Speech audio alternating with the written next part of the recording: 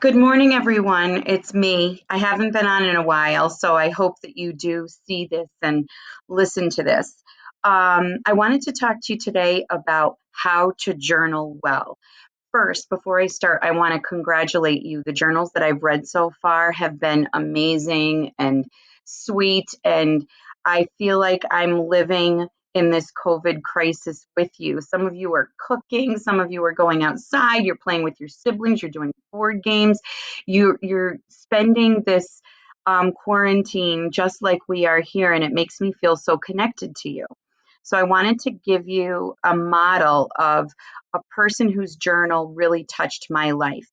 On the screen in front of you, you see Anne Frank. I read her diary when I was in seventh or eighth grade.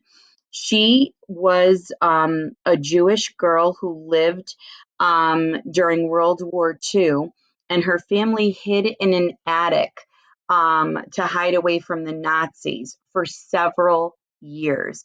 And as she was in this attic space, she had a journal or a diary that she kept of the time period and what it was like. And this is a picture of her right here.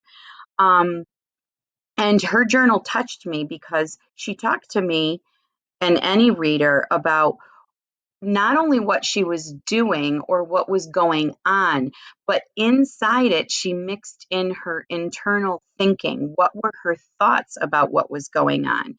So I copied a few excerpts of her journal for you. The journal itself is hundreds of pages long, and I do recommend it for anybody. If you want to read nonfiction in a diary form, this was amazing. So here is an excerpt from 1942, and notice that she dates it November 19th, 1942. She didn't necessarily write every day. She wrote, here and there, sometimes in a row. It depends on what's happening. So here's what she said. Mr. Dussel has told much about the outside world we've missed for so long. He had sad news.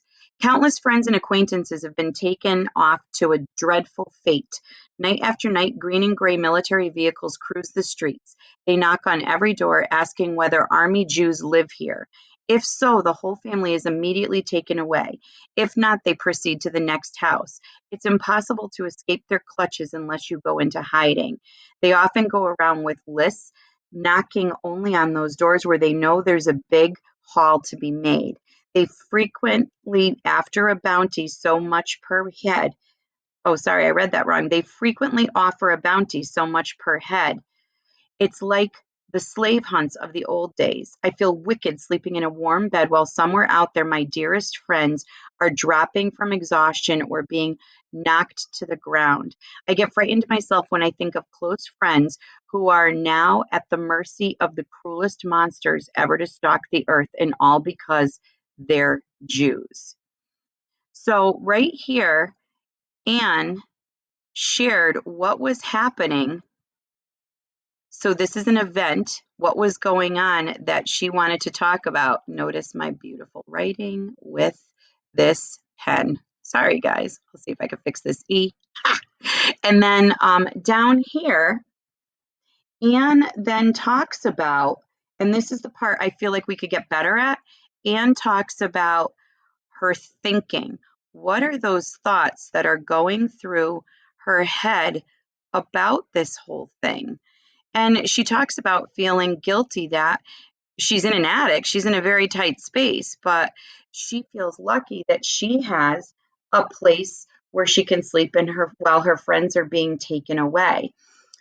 So I just wanted to give you that. A diary is not a laundry list of I got up, I pet my dog, I had breakfast of pancakes today. And then the next entry is I got up, I pet my dog, I looked out the window, and I had a breakfast of oatmeal cereal. It's bigger than that.